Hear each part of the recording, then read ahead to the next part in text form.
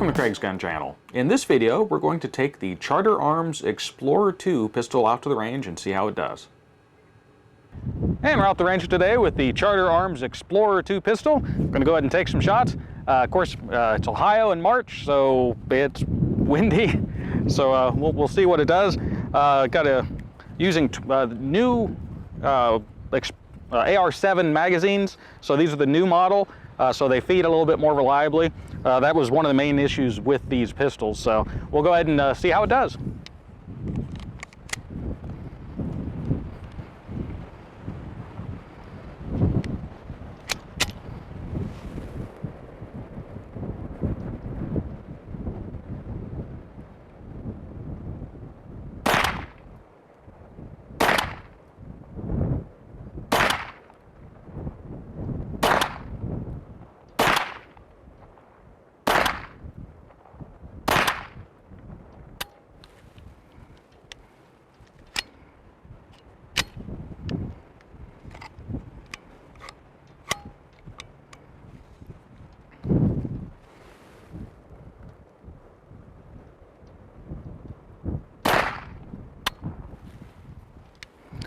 And had a little bit of trouble on that last round in the magazine.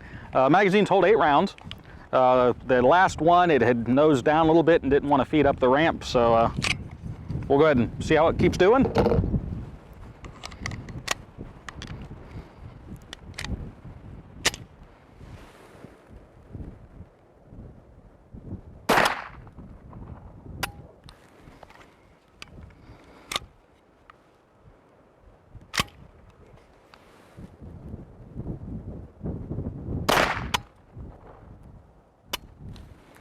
And it's living up to its reputation.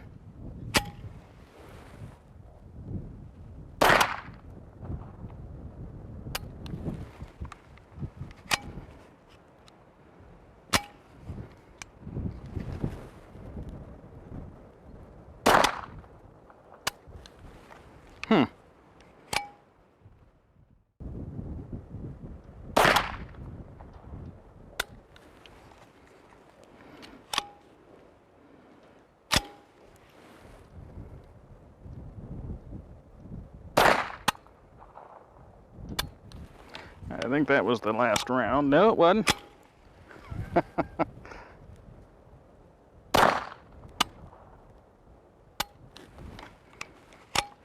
That was the last round.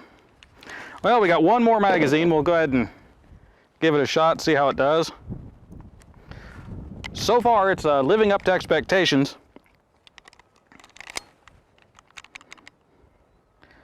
And these are notorious for having the magazine be the problem with them.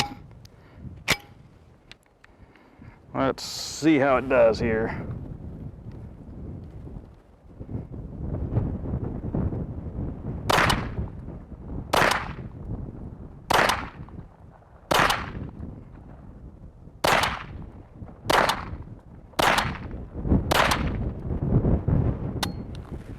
I think that was the last round, yeah.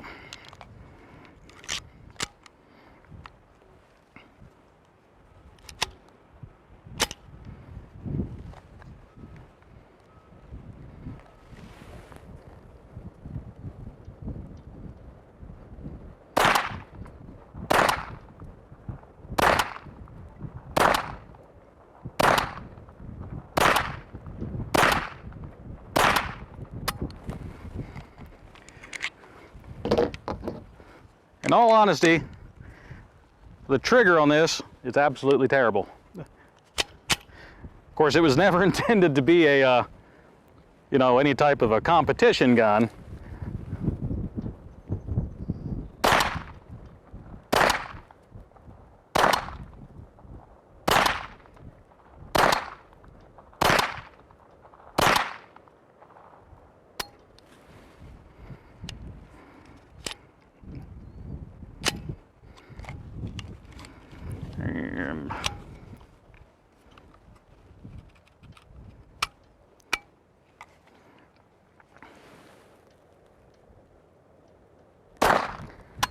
That last round was actually the one that had jammed up before. It was a little chewed up, so I wasn't expecting it to feed reliably, and it did not disappoint.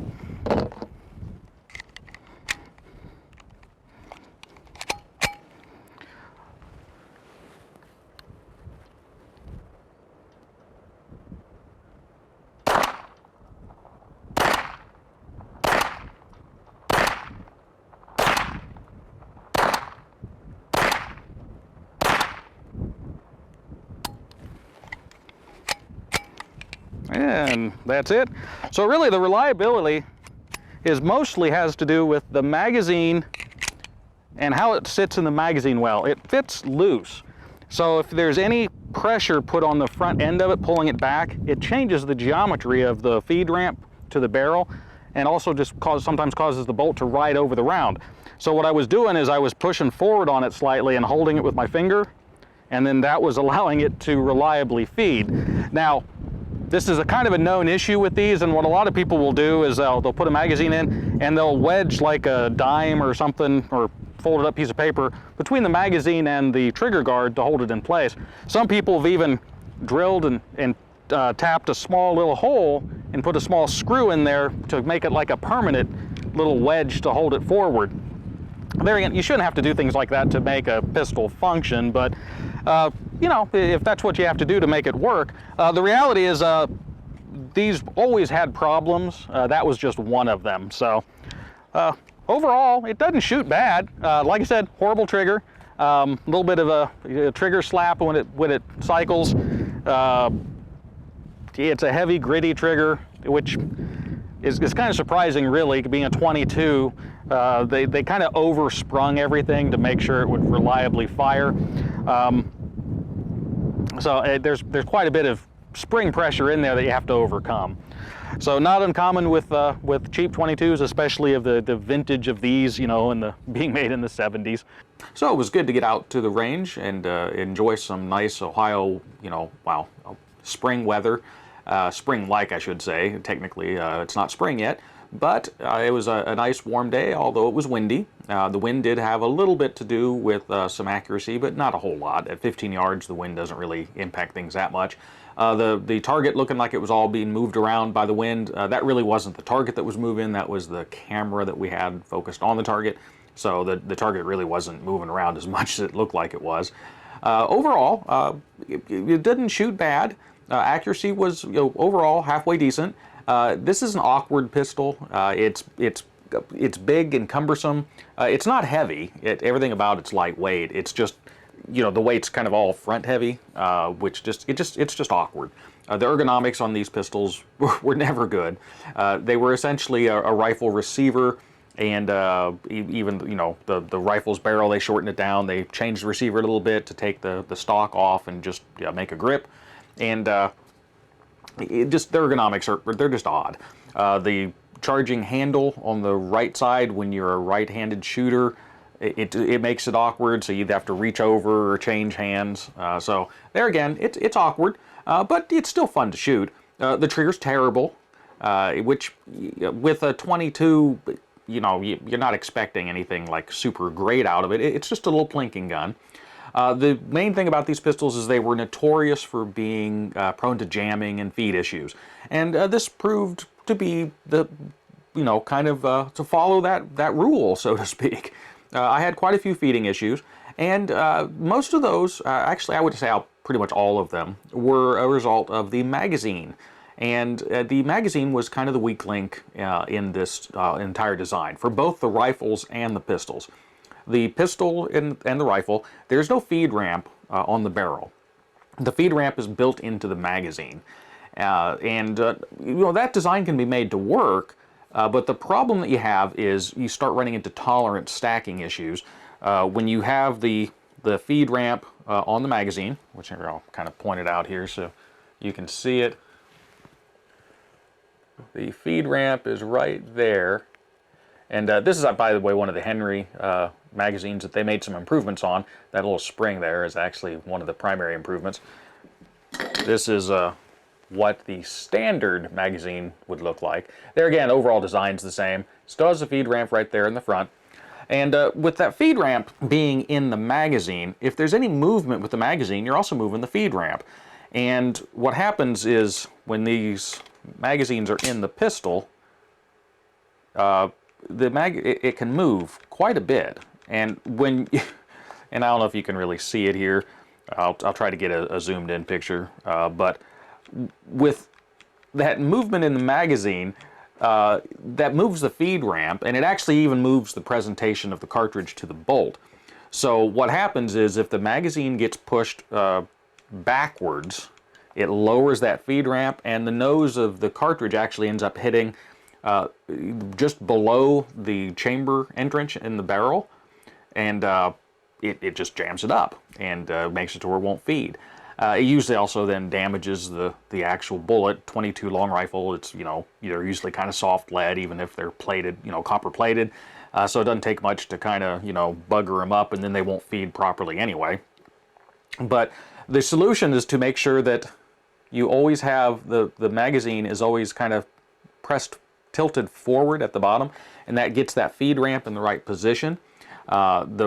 There again, because these pistols are kind of big, you tend to kind of want to hold it and then like hold on with the other hand, and then that pulls that magazine, pulls it back, and then that causes the feeding issues. So you have to remember, make sure the magazine's pushed forward, and then don't touch it. As I had mentioned in the video, a lot of people, what they would do is they would like get a dime or something and like wedge between the magazine and the trigger guard.